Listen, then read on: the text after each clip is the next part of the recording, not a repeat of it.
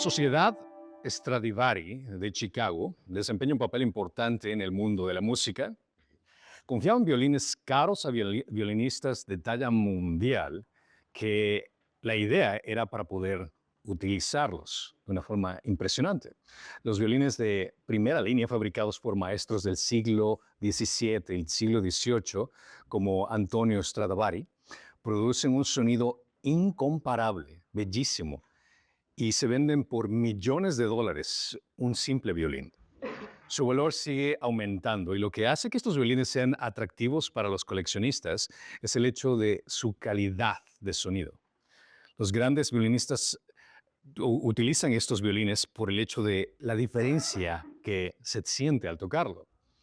Pero estos violines no son grandes obras de arte por sí solo y que se dejan únicamente colgados en una pared y encerrarlos bajo un cristal, porque cualquier instrumento pierde su sonido si es que no se toca con regularidad.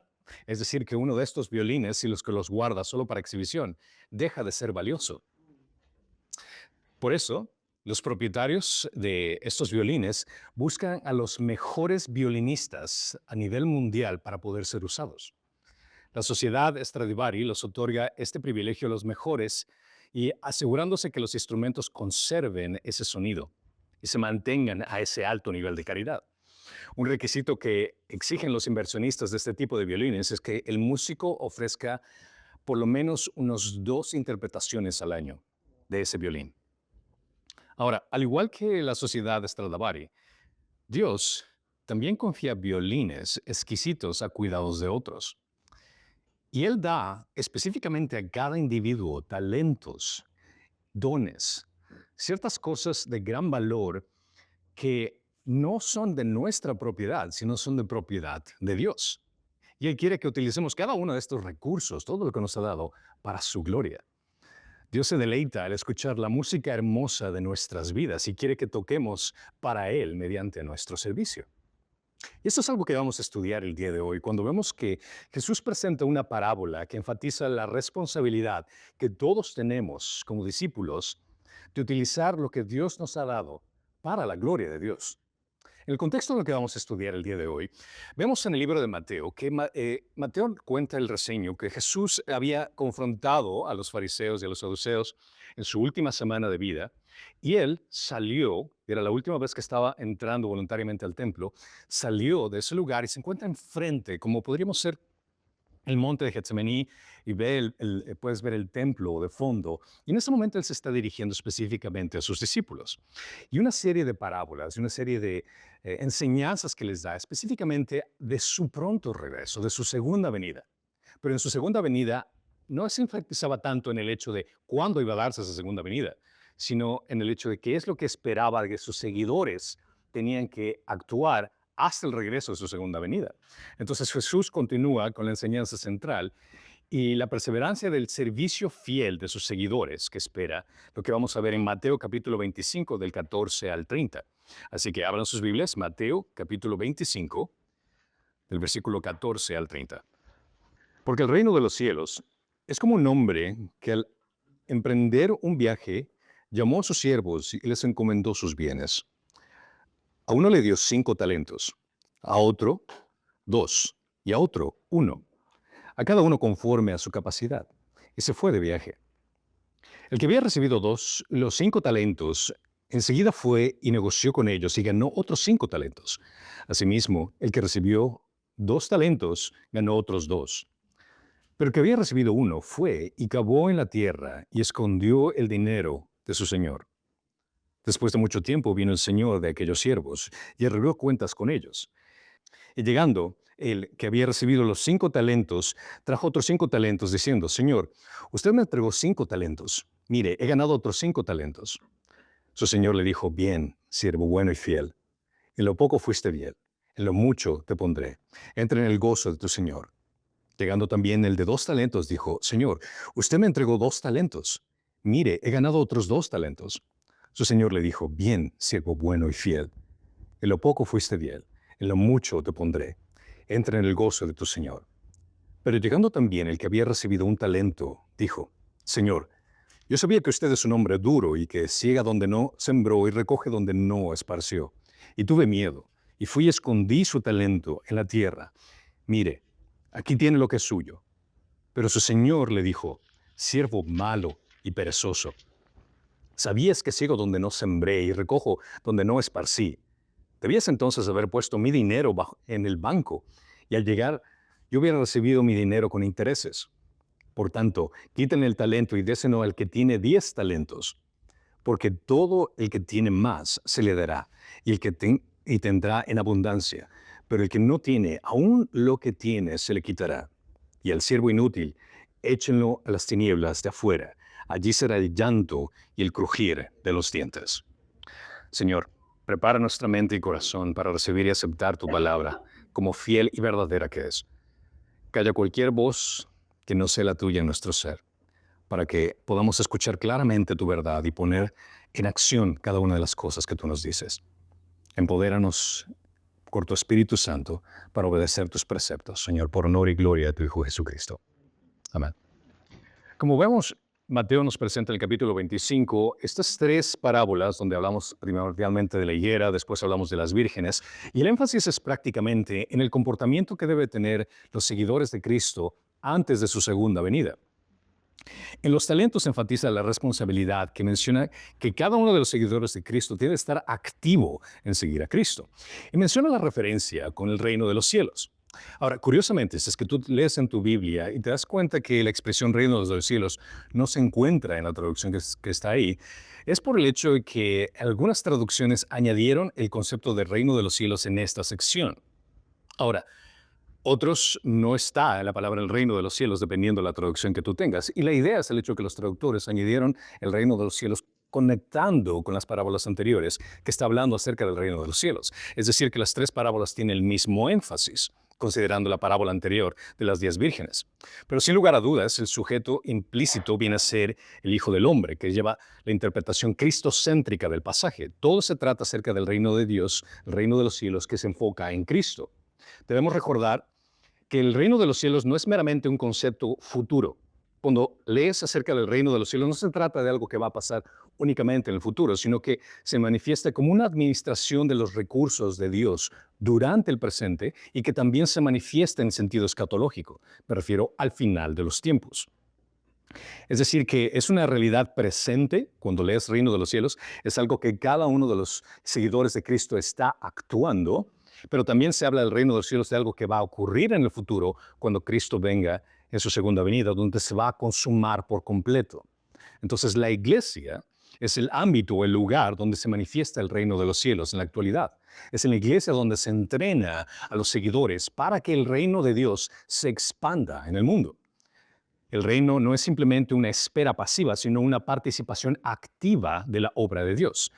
Para ponerlo de esta forma, el enfoque del reino de los cielos se caracteriza por, uno, ser cristocéntrico, que está relacionado con la persona y la obra de Jesús. Todo lo que haces es para la gloria de Dios. El hecho de que vayas a la iglesia, leas la Biblia y aprendas más de Dios, no se trata de que sea para tu beneficio únicamente. Nosotros no vemos a Dios como el Santa Claus cósmico que vamos y le pedimos lo que nosotros queremos para nuestro beneficio y nuestra mejor vida ahora. No, todo es cristocéntrico. La idea de leer la Biblia, de ir a la iglesia, es para conocer más acerca de Cristo. Y relacionando la persona de Cristo es el reino de Dios. También, otra conexión con el reino de los cielos es la responsabilidad, ya que requiere fidelidad y mayordomía de parte de los creyentes. Y por supuesto tienes ese concepto escatológico. Recuerda, la palabra escatológico es estudio doctrinal de todo lo que habla al final de los tiempos, lo que va a ocurrir al final de los tiempos. Y esta es la consumación de su segunda venida. Y por último, el aspecto misionero, que la iglesia es el instrumento del reino del mundo. Cuando leas el reino de Dios, encapsula todo esto. Esos conceptos de que se trata acerca de Cristo, la responsabilidad de los seguidores, de todo lo que va a ocurrir al final y la misión que nosotros tenemos como cristianos aquí en este mundo. Y Jesús hace esta relación del reino de los cielos con un hombre. Obviamente, la parábola del hombre que se viaja es símbolo de Jesús, donde se presenta este hombre que da ciertos dones, ciertos talentos a estos hombres.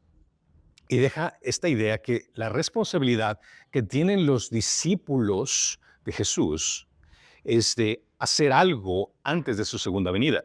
No se trata del hecho de que, bueno, voy a venir tal fecha, así que crúzase los brazos hasta cuando yo llegue. No, no, no. Se trata de que ustedes van a tener una responsabilidad. Esta es una parábola que al decir que el hombre emprende un viaje y les da estos talentos a estos hombres que durante el tiempo que está yéndose, cuando regrese, espera que sus discípulos estén activos.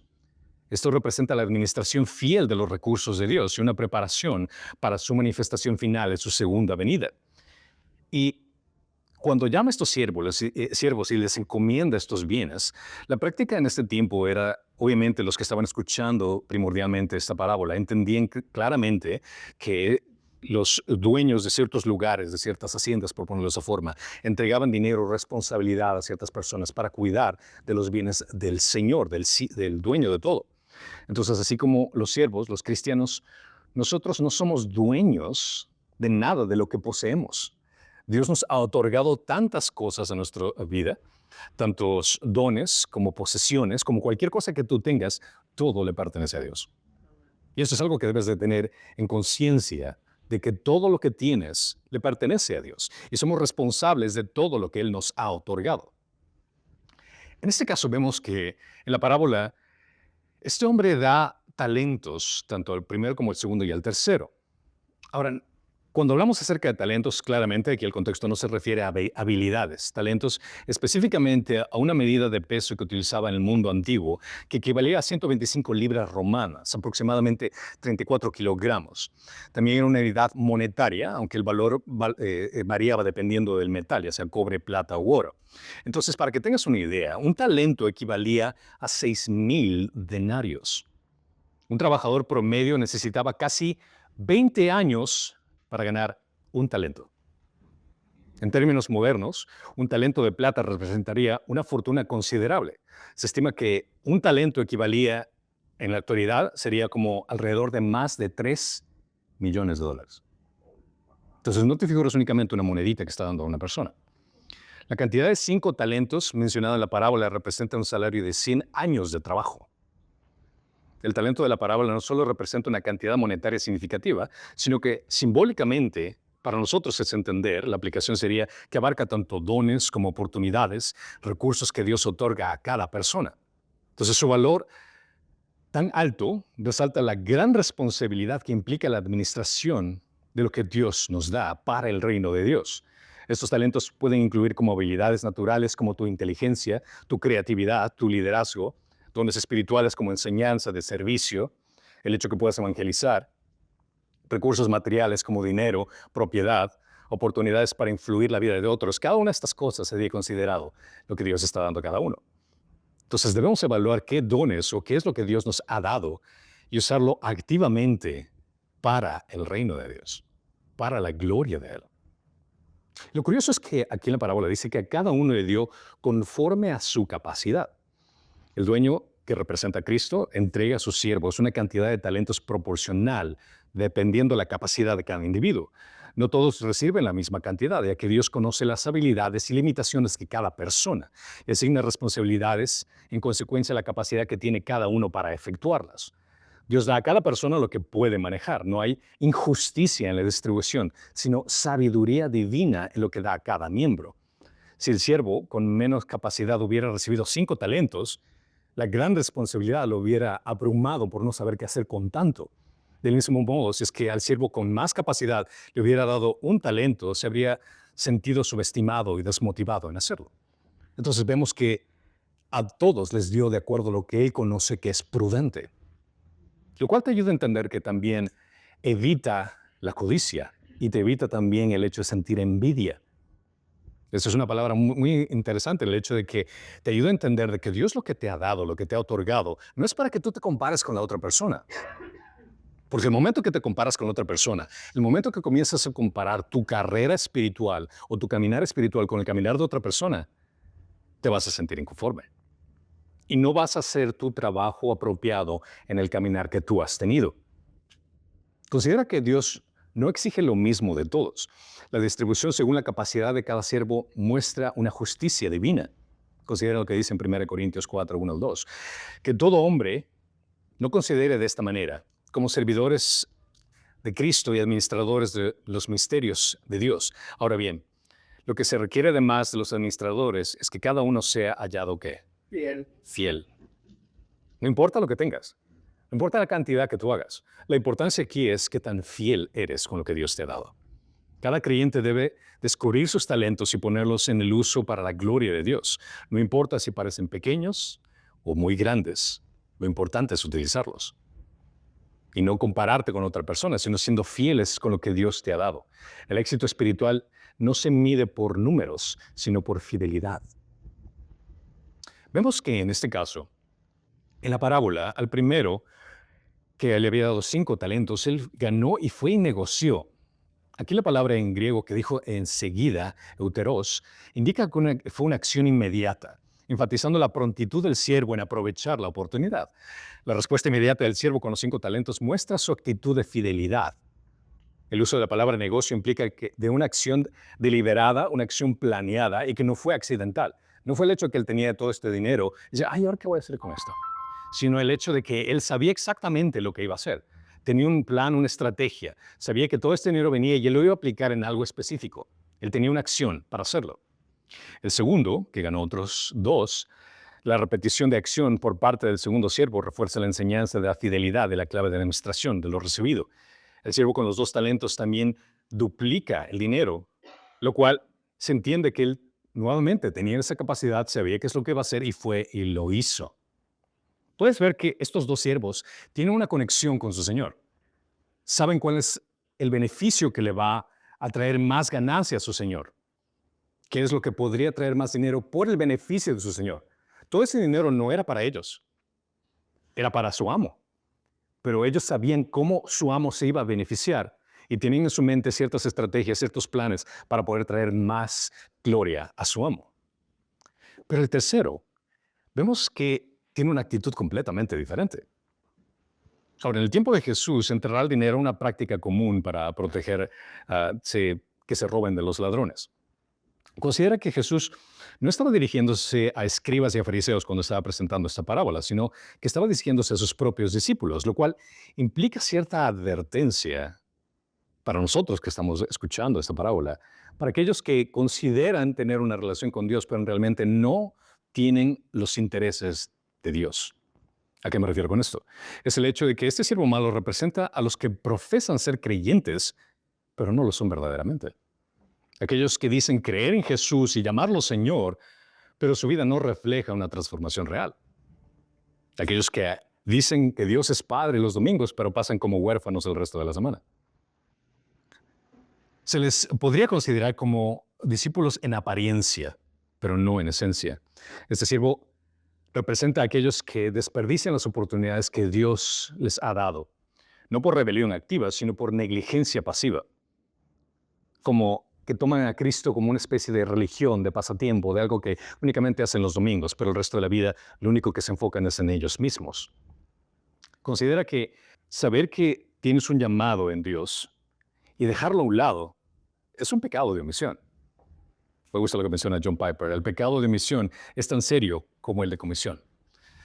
Si es que sabes que tienes que hacer algo y no lo haces, y sabes que Dios te pide que hagas algo y no lo haces, eso es decir, por sí es un pecado.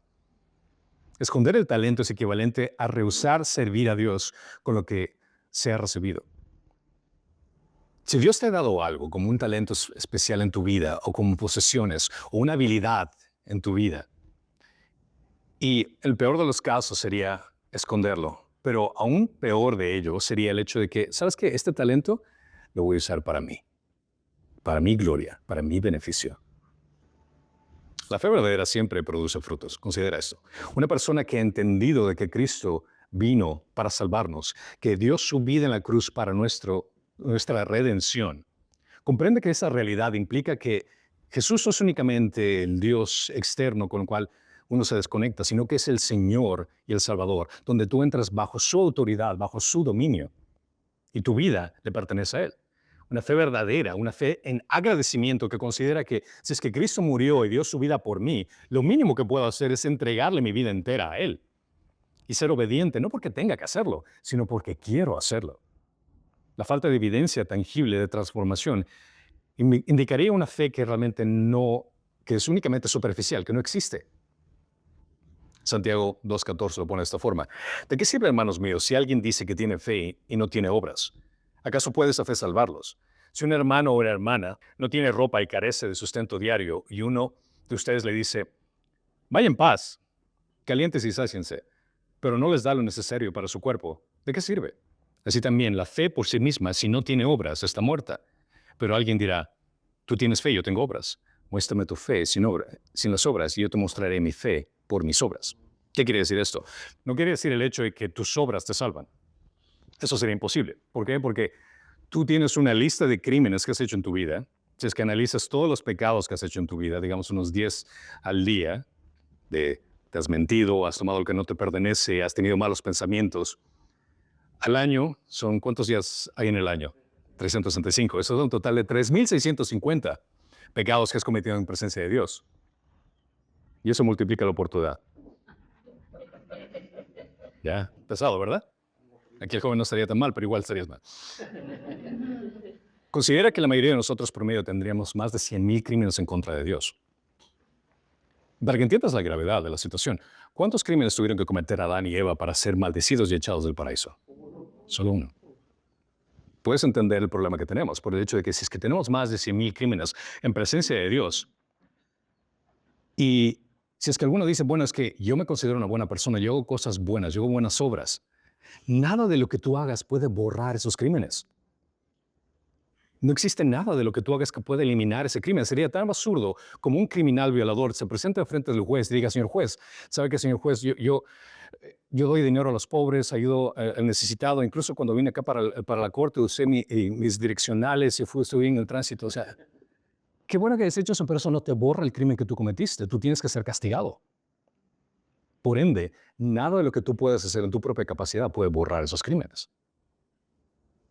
La única diferencia es esa intervención divina por parte de Dios que tomó nuestro lugar. El primer Adán, que falló, nos heredó ese pecado original y por ende somos pecadores. Pero el segundo Adán, Jesucristo, vino a representarnos completamente hombre y morir en esa cruz y recibir el castigo que nosotros merecemos. Por ende, aquellos que confían en el castigo que Cristo ha recibido en nuestro lugar, que la ira de Dios fue derramada sobre Cristo, al confiar única y exclusivamente en eso, nuestros pecados, nuestros más de 100,000 crímenes han sido borrados y eliminados por completo. Esas son las noticias más hermosas que jamás hayas escuchado en tu vida. Y aquella persona que entiende esa realidad, que vive específicamente comprendiendo que Jesús es nuestra única salvación, vive complaciéndolo a Él.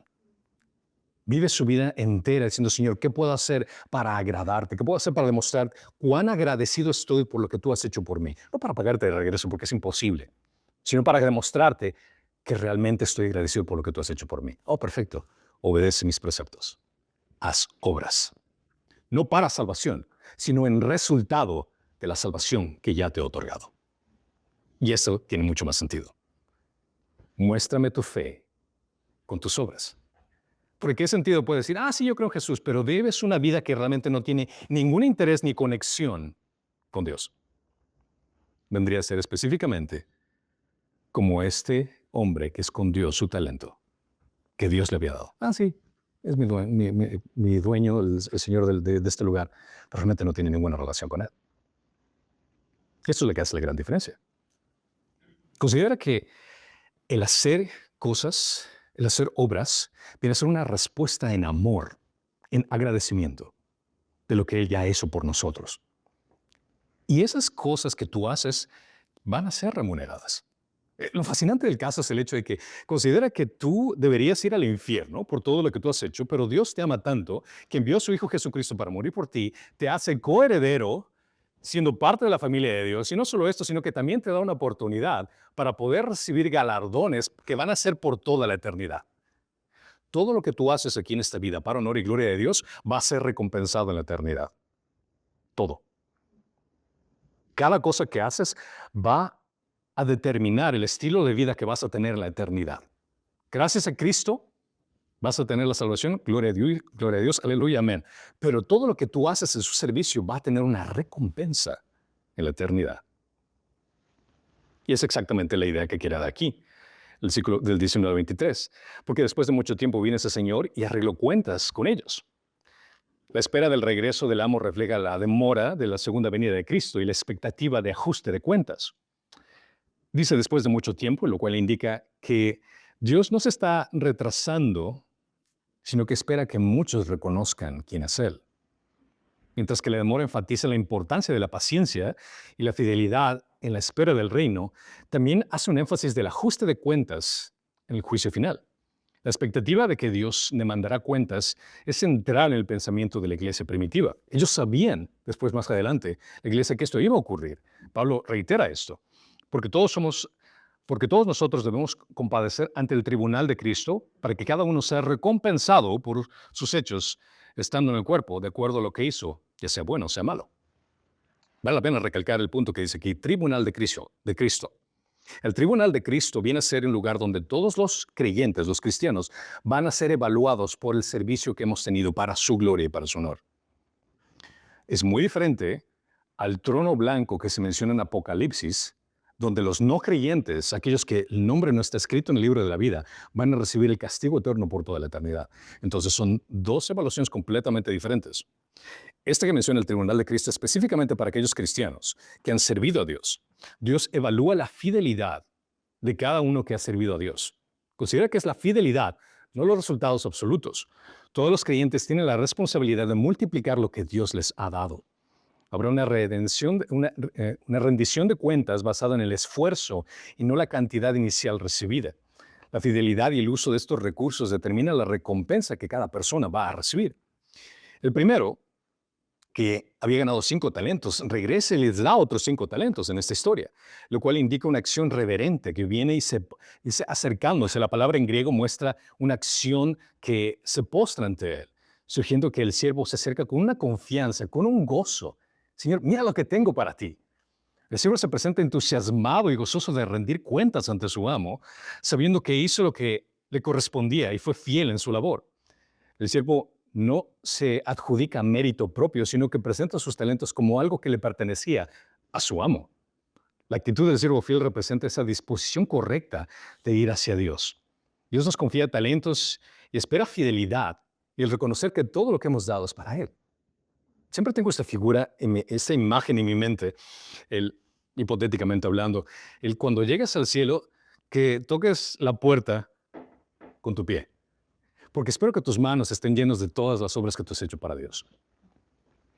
Y te presentes enfrente de Dios y le pongas todo a sus pies. Le digas, Señor, todo lo que te presento es gracias a todo lo que tú me has otorgado. Y todo es para ti. Todo es para tu honor y para tu gloria. Pablo menciona acerca de coronas de galardón. Yo quiero tener la corona más hermosa, la más grande, la más brillante. No por el hecho de que quiero lucirme ante los demás, sino porque quiero sacarme esa corona y ponerla a los pies de Cristo y decir, Señor, todo es para ti. Tú me otorgaste todo lo que yo sé, todo lo que yo conozco, todo lo que tú me has dado, y todo va a ser nuevamente para ti. Así que ten esa figura en tu mente. El hecho, imagínate que vas a llegar al cielo tocando la puerta con tu pie y que no tengas espacio en tus brazos para cargar todo lo que tú has hecho por Él, en agradecimiento por Él. Porque al final de cuentas, estas son las palabras más hermosas que quieres escuchar. Bien hecho, mi siervo fiel. El gozo del Señor es la meta de nuestra vida. La mayor alegría del creyente es ser hallado fiel por el Señor. Jesús destaca que el gozo no está en la cantidad producida, sino en la fidelidad del siervo. El elogio del amo muestra que Dios valora la fidelidad más que los resultados materiales. Así que no esperes una palmadita de alguien que te dé en la espalda por todo lo que estás haciendo aquí en la tierra. Mientras más hagas y menos la gente se dé cuenta, considera que la única voz que quieres escuchar es la de Dios. Dice, en lo poco me fuiste fiel, sobre mucho te pondré. Nuestra recompensa celestial no depende de la cantidad, repito, sino de la fidelidad. Lo que haces va a determinar quién eres en la eternidad. La promesa de ser puesto sobre mucho implica la vida eterna y mayores responsabilidades en el reino. Apocalipsis 22:12 menciona, por lo tanto, yo vengo pronto y mi recompensa está conmigo para recompensar a cada uno según sea su obra. Recuerdo una historia de unos misioneros que habían regresado después de años de servicio en un país lejano, en una situación bastante precaria, Y en el mismo avión que estaban regresando a los Estados Unidos, se encontraba una persona famosa.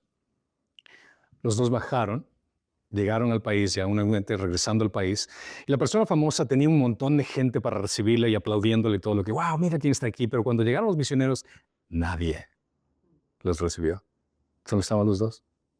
Se sintieron un poquito decepcionados después de tanto que habían hecho, sacrificado en su vida. Pero después escucharon como una voz interna que les decían, todavía no has llegado a casa. Todavía no has llegado a casa.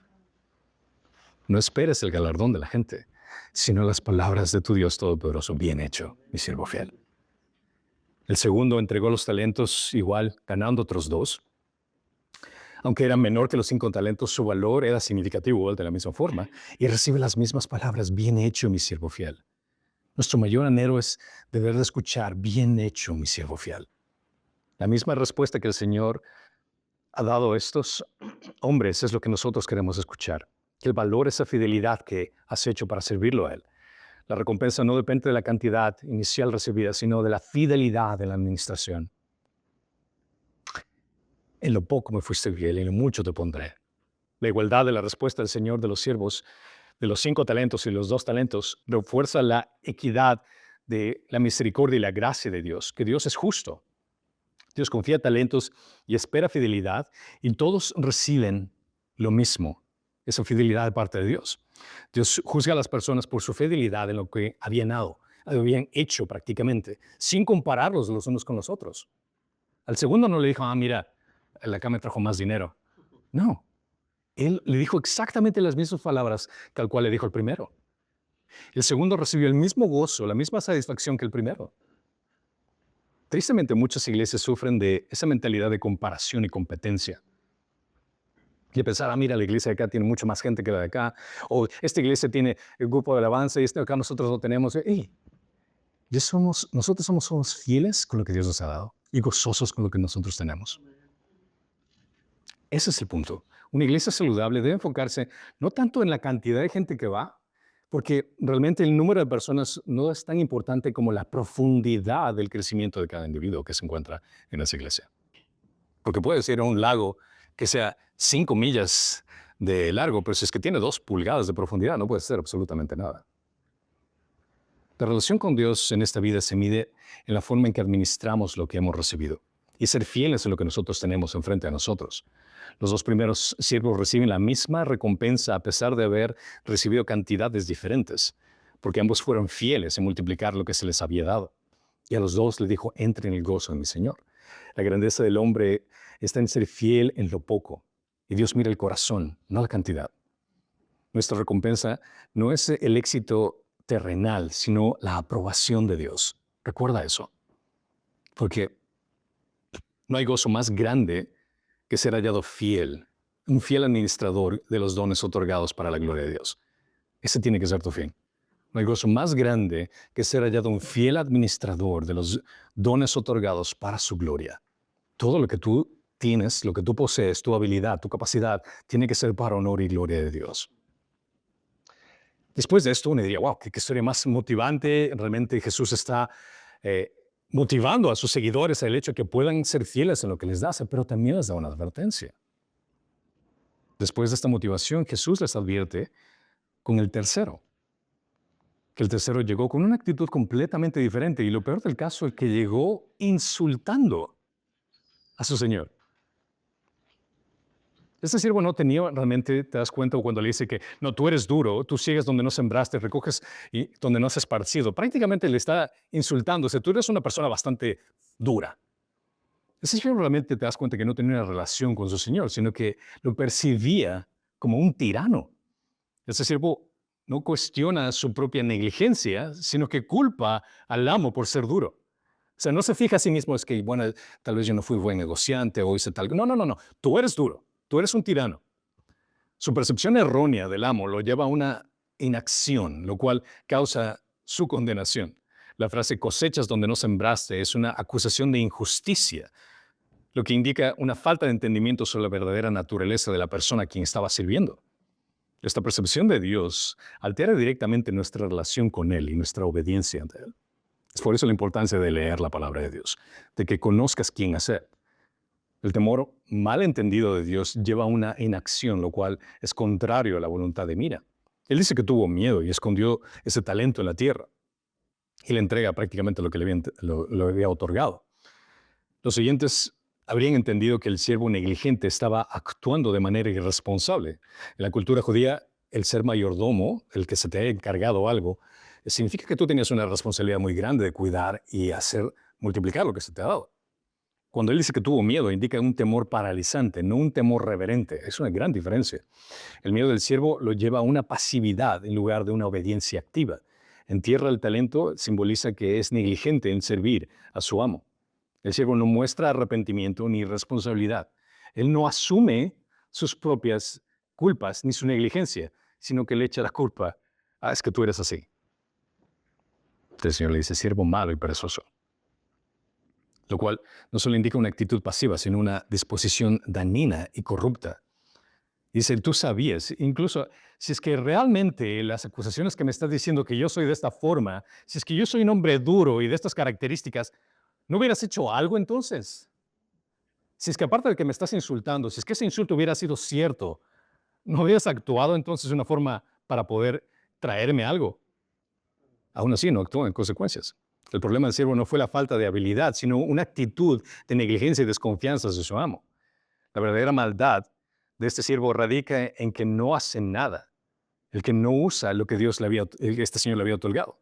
Considera que Dios no solo juzga el pecado activo, sino también la omisión del bien. El conocimiento de la voluntad de Dios trae responsabilidad. Santiago lo pone de esta forma. Aquel, pues, que sabe hacer lo bueno y no lo hace, ¿qué es esto? Es pecado. Entonces, si es que Dios te está pidiendo que hagas algo y tú no lo haces, considera que eso es pecado.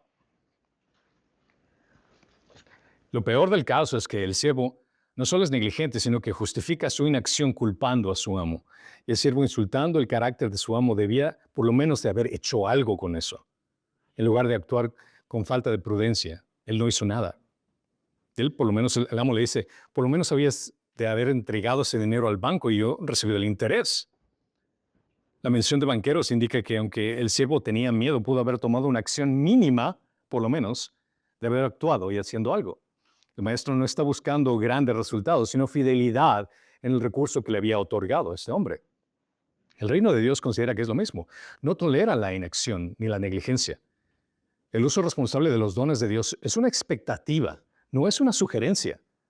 Lo que Dios te ha dado no es por el hecho, qué bonito lo que tengo, lo que siento, lo que tengo, lo que poseo. No, es para que lo uses. Dios te ha salvado para hacer buenas obras. Eso es lo que menciona Efesios también, Pablo menciona. La salvación no es por obras, pero Dios te ha salvado para hacer buenas obras, para su gloria. La fe activa se demuestra en la obediencia y la acción. La salvación por gracia debe producir frutos. Lo curioso del caso es el hecho de que este señor le dice que le quite el talento que le había dado. Esta decisión enfatiza la retribución de Dios, quien usa sus recursos fielmente. El que lo glorifica haciendo lo que hace se le va a otorgar más. El principio de administración refleja una realidad espiritual. La fidelidad trae mayores oportunidades de servicio. El juicio de Dios no es arbitrario, sino que premia la fidelidad y castiga la negligencia. Aquellos que malgastan sus oportunidades serán removidos y otros recibirán sus bendiciones.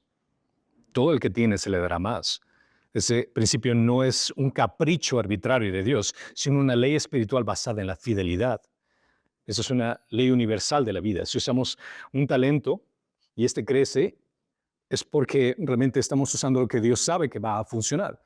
Pero si no crees, es por el hecho de que tal vez no lo hemos usado. Así simple como eso. Lo perdemos. La fidelidad trae mayores oportunidades, mientras la pasividad espiritual conlleva a una pérdida. Y al que no tiene, aún lo poco que se le quitará. No se trata de una simple distribución de bienes, sino de una justicia de Dios basada en la fidelidad. Dios no es arbitrario, sino que recompensa la fidelidad y disciplina la negligencia. La fe activa siempre produce crecimiento espiritual y bendición. Dios confía mayores responsabilidades a aquellos que han demostrado fidelidad en lo poco. Santiago 1:22 menciona, sean hacedores de la palabra y no solamente oidores que se engañan a sí mismo. Porque si alguien es oidor de la palabra y no hacedor, Es semejante a un hombre que mira su rostro natural en un espejo, pero después de mirarse a sí mismo e irse, inmediatamente se olvida de qué clase de persona es. Pero el que mira atentamente a la ley perfecta, la ley de la libertad, y permanece en ella, no habiéndose vuelto un oidor olvidadizo, sino un hacedor eficaz, este será bienaventurado en lo que hace. Hay una gran diferencia entre ser una persona activa que ha recibido la gracia de Dios y que responde a esa gracia glorificando a su amo, a su Señor, a su dueño, que una persona que puede reconocer intelectualmente quién es Dios, pero no hacer absolutamente nada al respecto. Ese siervo realmente era un inútil y lamentablemente tuvo que sufrir las consecuencias. Su Señor dice que se lo eche a las tinieblas de afuera, una frase usada en Mateo para describir un destino final de aquellos que son rechazados en el juicio divino. El castigo del siervo inútil simboliza la condenación eterna y es una advertencia contra la inacción en la vida. El siervo no solo pierde su talento, sino que es completamente rechazado. El castigo de una separación de la presencia de Dios, lo cual es lo más grave que una simple pérdida de oportunidad de servicio. El uso de expresión de tinieblas de afuera implica una exclusión total de la comunión con Dios. La exclusión del siervo de la casa de su amo y el destino de las tinieblas de afuera se interpreta como una condenación final, lo que implica que este siervo, en nuestra aplicación, representa a un no creyente. Apocalipsis 20:12 menciona también: vi a los muertos grandes y pequeños de pie delante del trono, y los libros fueron abiertos. Otro libro fue abierto, el libro de la vida, y los muertos fueron juzgados por lo que estaban escritos en el libro según sus obras. El mar entregó los muertos que estaban en él, y la muerte y el Hades entregaron los muertos que estaban en ellos, y fueron juzgados cada uno según qué. Sus obras. La muerte y el Hades fueron arrojados al lago de fuego. Esta es la muerte segunda, el lago de fuego, que hace esta conexión nuevamente con una condenación, lo cual, al analizar las escrituras en contexto, de entender que son no creyentes. Vemos que Mateo está queriendo hacernos entender este punto. Jesús está instruyendo a sus discípulos a que se pongan activos con esta parábola. Jesús representa al hombre que otorga sus talentos a sus siervos y espera que estos hagan rendirlos para recompensar y regocijarse con ellos en su trabajo. Pero aquellos que no hagan nada con lo otorgado perderán lo que tienen y recibirán un castigo eterno.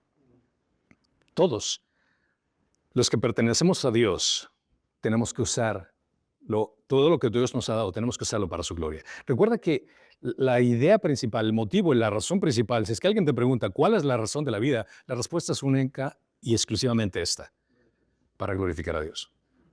Tú fuiste creado en este mundo para glorificar a Dios. Si es que no lo haces, es realmente lamentable, porque no estás ejerciendo la función por la cual Dios te ha puesto aquí. A.W. Tozer lo pone de esta forma: nuestra mayor tristeza será lo que pudimos haber hecho para Dios y no lo hicimos. Combatir la apatía espiritual y el miedo a tomar riesgos en lo que nosotros hacemos es muy importante. Hay muchas iglesias hoy que luchan con miembros pasivos que asisten a servicios pero no participan activamente en el reino de Dios. La parábola de los talentos llama a creyentes a asumir responsabilidades, ser diligentes y no enterrar sus dones, talentos, posesiones o lo que sea que Dios te ha dado. Sé más intencional en el uso de lo que Dios te ha otorgado. No temas al fracaso. Hay muchas personas que me dicen: bueno, ¿sabes? Pero que yo no sé evangelizar.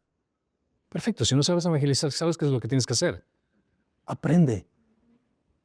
Tan simple como eso. Y sabes que cuando evangelices la primera vez, vas a fallar. Va a ser vergonzoso. Pero gracias a eso, vas a aprender.